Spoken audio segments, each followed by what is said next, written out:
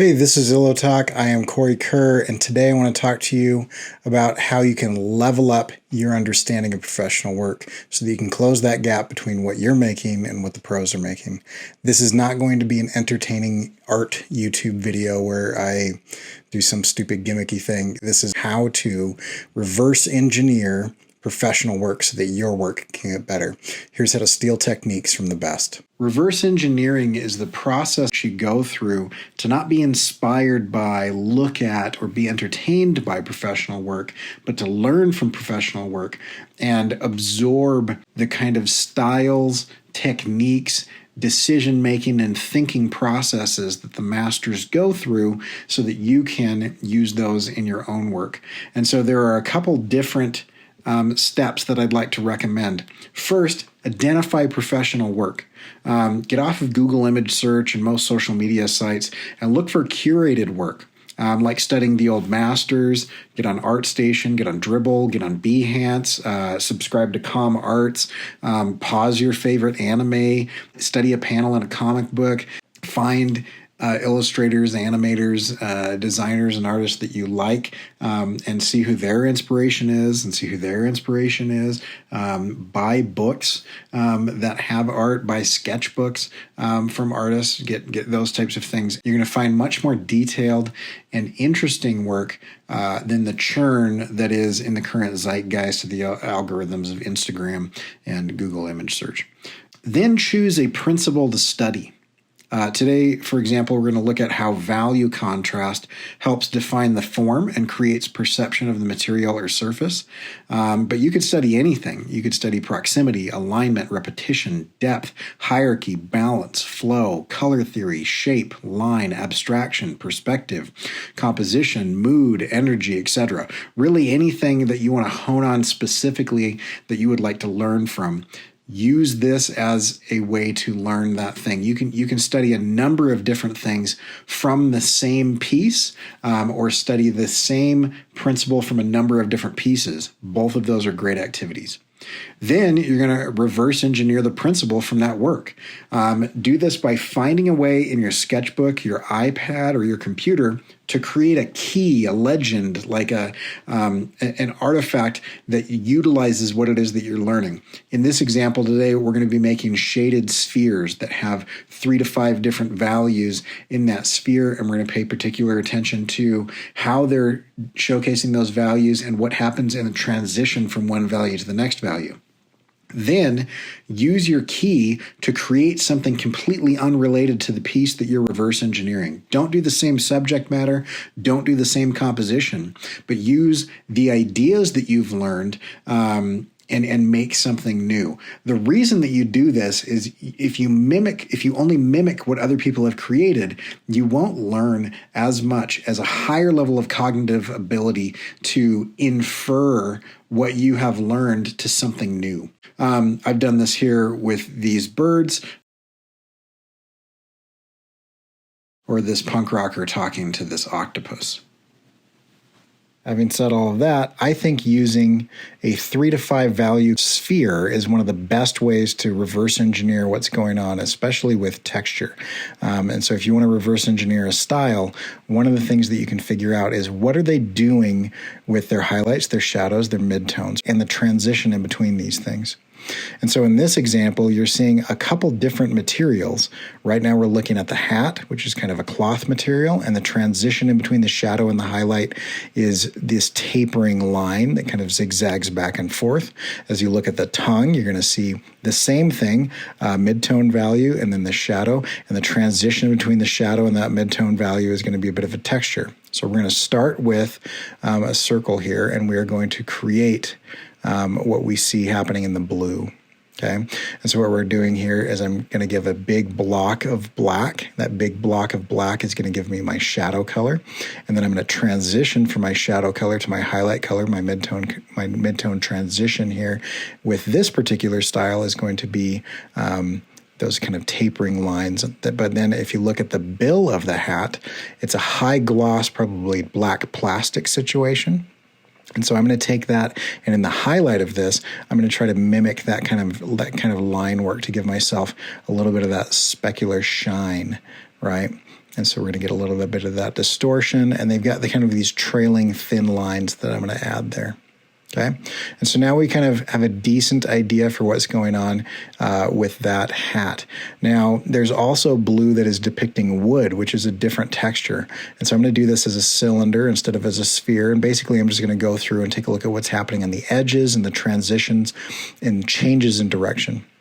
Now, as I'm looking at this, look at the tongue, and you can see that the color is different. The local color is different.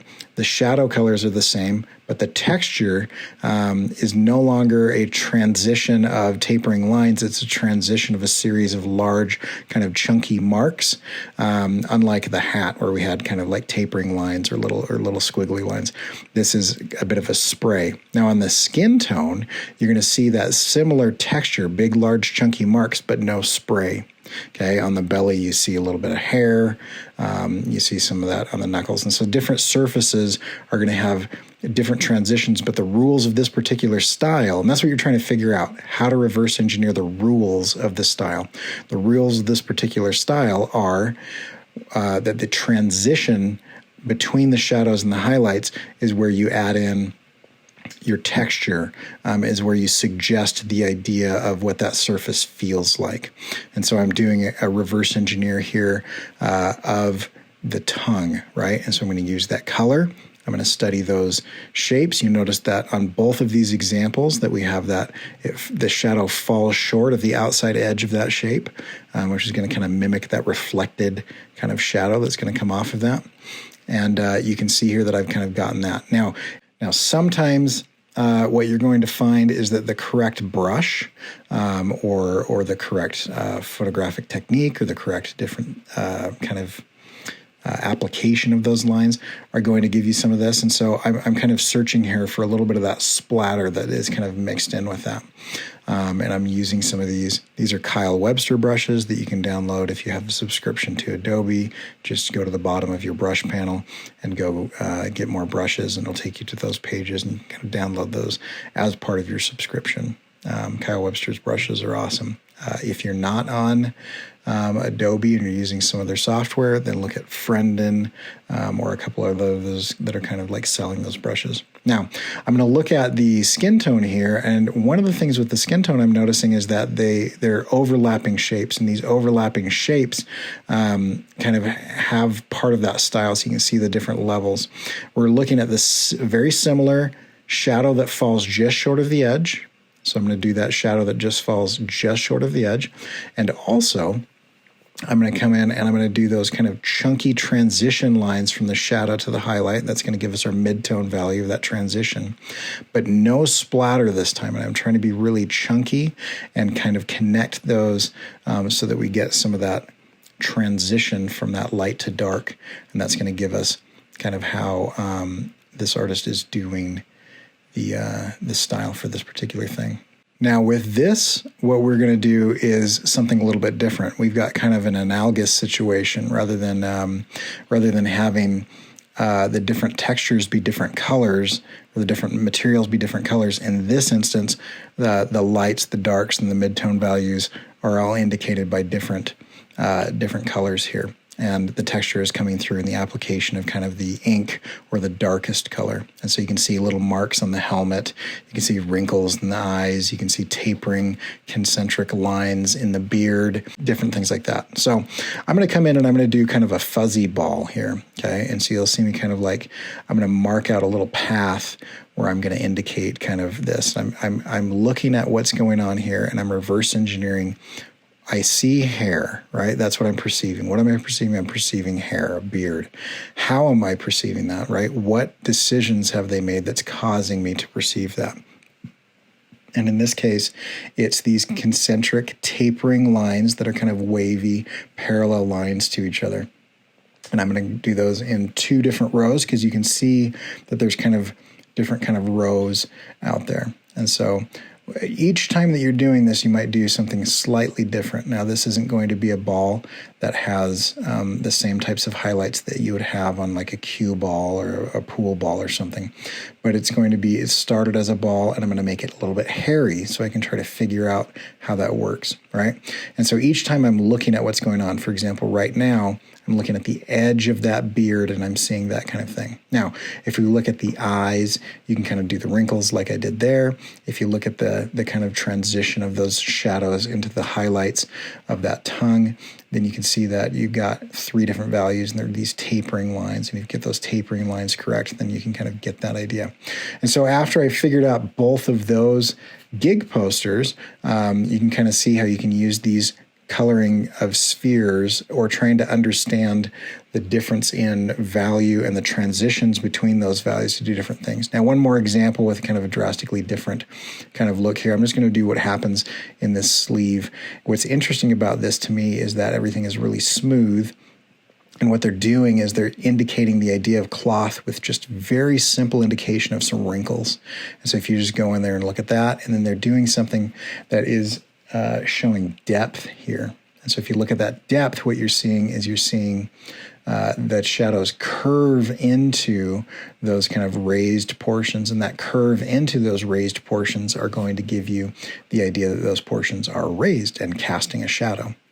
And so here's a bunch of different ways that you can kind of reverse engineer the value of things. Now I want to talk about how you can reverse engineer different techniques. And I'm going to focus specifically on Arthur Adams. He has really fascinating techniques on inking things. And so let's take what we've learned here on reverse engineering what we're seeing and apply it to Art Adams. As you can see here, there are a lot of different textures represented. So we've got hair, we've got stars, we've got rocks, we've got leather, we've got some sort of shiny fabric, okay, the mountains and different things. But what I was the most interested in was the scales. And there were a few things about this that kind of stood out to me. It was mainly how we were able to see like ridges and kind of individual muscles through the changes. Now there's the obvious stuff where you've got kind of like the gaps in the scales or where the armor plating is actually outlined. But even then, you can see, let's zoom in a little bit. You can see how these circles kind of like stop short to like increase the value there against kind of like a darker value. So you can get these levels of like dark and light. These are not filled in. These are filled in. And so this has a brighter value than that. Over here, you can see kind of like concentric kind of rows or ridges. But even more interesting than that is along this neck is you get this implied line that kind of comes along here, where these ridges, these kind of gaps in where the texture is, they all kind of have a little corner or a little change in direction in the same area.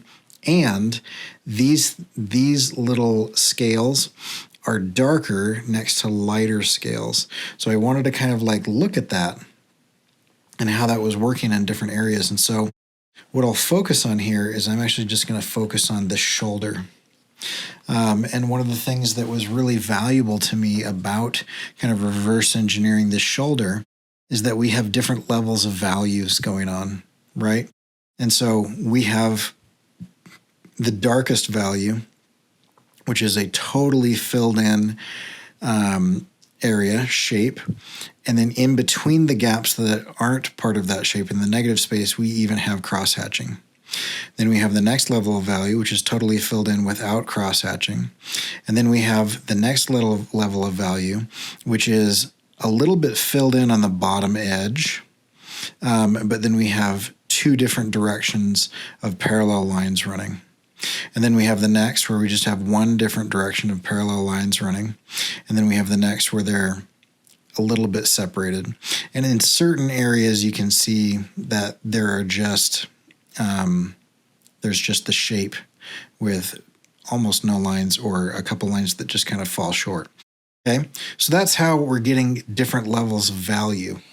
Now, what I find really interesting is how those line up.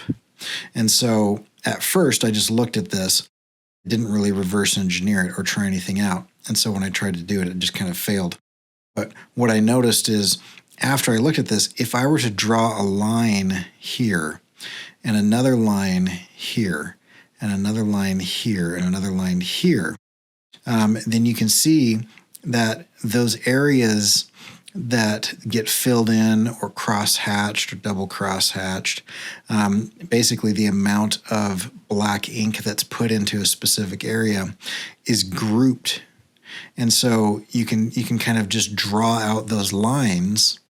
If you draw out those lines, then everything within a certain area does this. He does this also kind of in the arm. So you can see the arm here and how we have very distinct, like this is obviously just a different shape, right? But then along these, we've got kind of this grid, but that grid changes direction to wrap around, model even the contour of that shape. And then we have very distinct areas, even if they split the shape, and often splitting the shape gives us that kind of implied line. Even if they split the shape, we get those areas of darker or lighter values. And so we have this darker value on this side, this lighter value along this side. This darker value next to this lighter value gives this a little bit of a bulbous shape, as if this is facing towards the light and this is turning and facing away from the light. Just under that, we have another lighter value against another darker value. And then those two together, it looks like it's going up and then turning down and then going up and then turning down. Okay, again, this whole thing is a cylinder, right? And so as the entire thing turns away from the light, it gets darker. And so on this next ridge, where we go up and then back down, it's fully dark on the bottom, and the highlight is a little bit darker than this highlight, which is a little bit darker than this highlight. And so as these turn away from the light and turn towards the light, they get darker generally, as well as getting darker in relationship to each other. And so there's the gradual darkening of value as you turn all the way around.